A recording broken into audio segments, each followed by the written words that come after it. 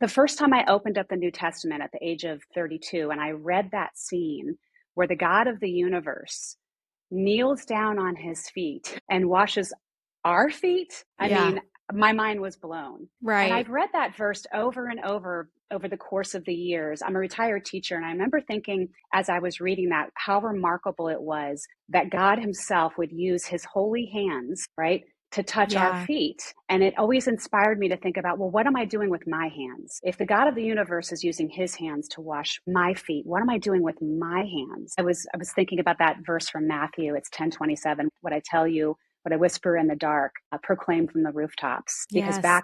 back in Jesus's day, rooftops were flat.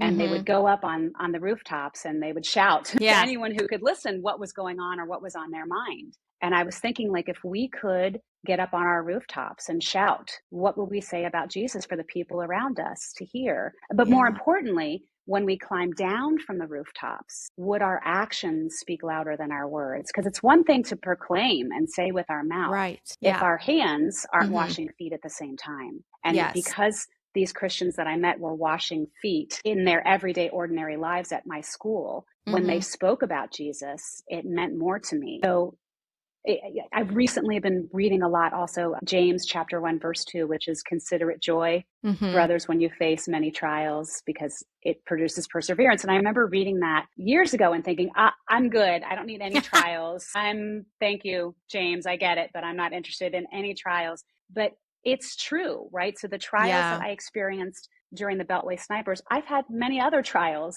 in the past years. And every single time I find myself running into the arms of Jesus, into those hands that wash feet. And there's comfort there.